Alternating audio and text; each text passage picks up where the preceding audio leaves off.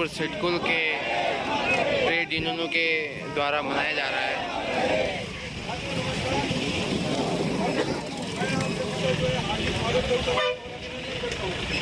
आज जो है बड़ी हर्ष का दिन है। आज भारतीय मजदूर संघ का जो है स्थापना दिवस है। तो जैसे हम अपना जन्मदिन मनाते हैं उसी हिसाब से आज हम अपना जन्मदिन मना रहे हैं। आज जो हमारे यहाँ पर उपस्थित हैं, हम उनका भी हार्दिक स्वागत करते हैं। हमारे लिए प्रदेश मंत्री उनका भी हार्दिक स्वागत करते हैं। हमारे जिला अध्यक्ष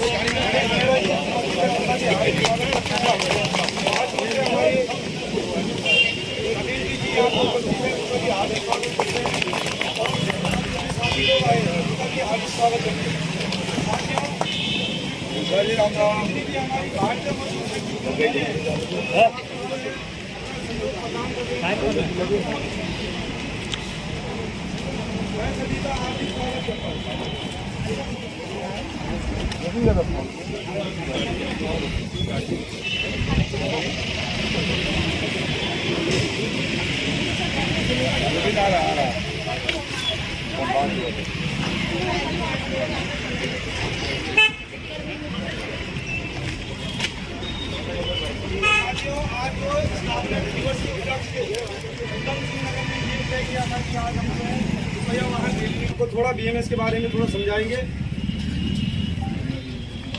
भारत माता की जय, भारत माता की जय। भारतीय मजदूर संघ अमर रहे, अमर रहे। भारतीय मजदूर संघ अमर रहे, अमर रहे। बीएमएस की क्या पहचान, त्याग तपस्या और बलिदान। बीएमएस की क्या पहचान, त्याग तपस्या और बलिदान। अपने आज के इस रैली यही है सिडकुल चौक पे सभा की अध्यक्षता कर रहे हैं अपने जिला अध्यक्ष भाई श्री गणेश जी, संचालन कर रहे हैं अपने दीपेन भट्ट जी और अपने साथी प्रदेश मंत्री भारतीय मजदूर संघ उत्तराखंड भाई दीपक जी और अपने बीच में हम सिडकुल क्षेत्र के भाइयों के सहयोग के लिए आई हुई अपने आंगनबाड़ी के प्रदेश उपाध्यक्ष अपने बहन दमयंती जी और अपना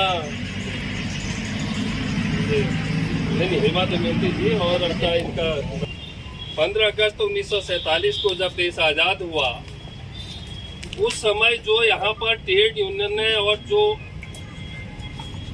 फैक्ट्रियों में काम करने वाले कार्यकर्ता हुआ करते थे वो C2 इंटैक्ट मैंडेट थे। हम काम नहीं करेंगे बल्कि काम लेंगे, इस विचारधारा की सोच को पाले हुए लोग थे।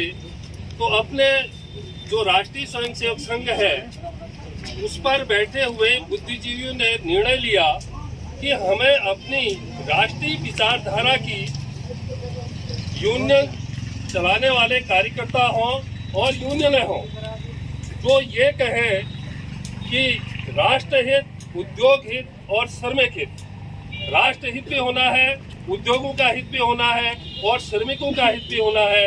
तीनों का मिलाप करने वाले कार्यकर्ता राष्ट्रभक्त लोगों की सूची बनानी है और ऐसे कार्यकर्ताओं की यूनियन बनानी है। तो ये जिम्मा अपने श्रद्धेय दत्तोपंत ठेंगड़ी जी को माननीय डायरेक्टर हरिद्वार जी ने सौंपा। उन्होंने कहा कि इससे अच्छे कार्यकर्ता हमें नहीं मिलेंगे दत्तोपंत ठेंगड़ी जैसे, तो उनको कहा गया कि आप जो है मजदूरों के क्षेत्र में काम करेंगे। जैसे दीनदयाल उपाध्याय जी को सौंपा गया कि आप बीजेपी के क्षेत्र में काम करेंगे।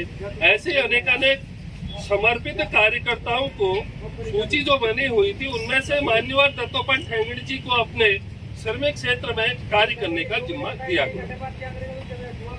1947 के बाद जब अपना उनको जिम्मा मिला तो उस समय उन्होंने विभिन्न क्षेत्रों में ट्रेड यूनियनों में जा करके इंटक, C2, एटक उस पर काम किया और वहां उन्होंने अपने महामंत्री के पद को भी सुशोभित किया। उसके उपरांत उन्होंने बहुत सारी पुस्तकें अपने राष्ट्र हित में लिखी जिनके आज 9 खंड निकले हुए हैं। कोई भी कुछ कार्यकर्ताओं के पास होंगे, कुछ कार्यकर्ताओं के पास नहीं है, तो भारतीय मजदूर संघ के जो ऐतिहासिक 9 खंड अभी तक निकले हुए हैं, उन 9 खंडों को पढ़ सकते हैं। एक पुस्तक की कीमत 200 रुपया करीब है उसमें, और 9 के 9 खंड भी कोई खरीद सकते हैं। अपने भारतीय मजदूर संघ जो प्रदेश कार्यालय है, वहाँ पर 35-40 सेट आज की डेट में पड़े हुए हैं। जो लोग उनको पढ़ना चाहते हैं, इच्छा रखते हैं, तो अपने जिला मंत्री या जिला अध्यक्ष जी को सूची दे करके उन बुकों को भी मंगा सकते हैं। जब अपना ये काम उनको दिया गया ठेंगड़ी जी को, तो उन्होंने 23 जुलाई 1955 को भारतीय मजदूर संघ की स्थापना की। उन्होंने कहा कि आज से भारतीय मजदूर संघ ट्रेड यूनियन पर काम करने वाले लोगों की यूनियन का गठन हो गया है। अब उस समय पत्रकार बंधु उनके पास गए, उन्होंने कहा भाई आपने गठन तो कर दिया, कितनी सदस्य संख्या बताए? उन्होंने कहा सदस्य संख्या की हमें पता नहीं सुनी। कितनी यूनियन है? उन्होंने कहा उन्होंने कहा गठन हो गया। उसके बाद 10 वर्ष तक उन्होंने पूरा भ्रमण क्षेत्र किया और नागपुर में अपना वर्ष 65 में प्रथम अधिवेशन किया, और जिस पर काफी अधिक संख्या में अपने ट्रेड यूनियन के कार्यकर्ताओं ने भाग लिया, और तब तक काफी अच्छी यूनियन वहां पर खड़ी हो गई। तो ऐसे उन्होंने वहां पर काम करके तब से अपना 23 जुलाई 1955 से अपना भारतीय मजदूर संघ का काम खड़ा हुआ है। और आज हम अनेक विभिन्न क्षेत्रों में अपनी यूनियनें काम कर रही है, अपने कार्यकर्ता वहां पर सक्रिय भूमिका निभा रहे हैं। भारतीय मजदूर संघ के कार्यकर्ता क्योंकि एक अपनी अलग पहचान होती है।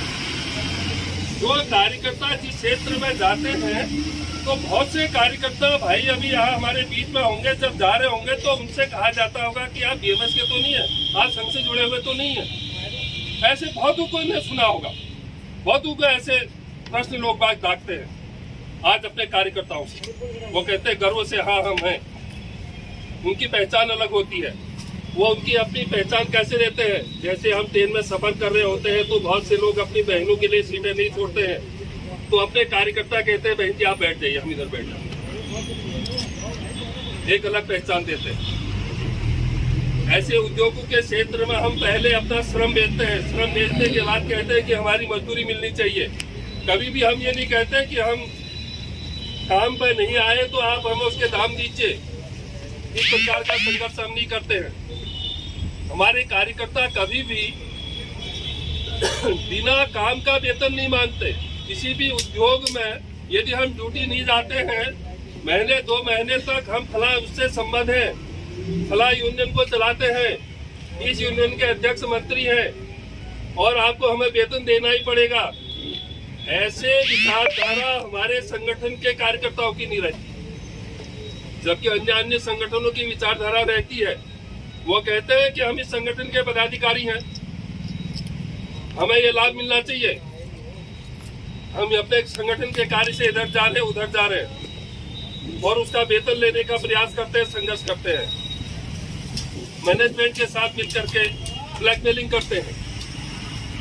लेकिन अपने कार्यकर्ता इस प्रकार का कहीं भी व्यवहार नहीं करते। अपना कार्यकर्ता पारदर्शिता रखते हैं और अपने भारतीय मजदूर संघ के सभी कार्यकर्ताओं से पूर्व से कहते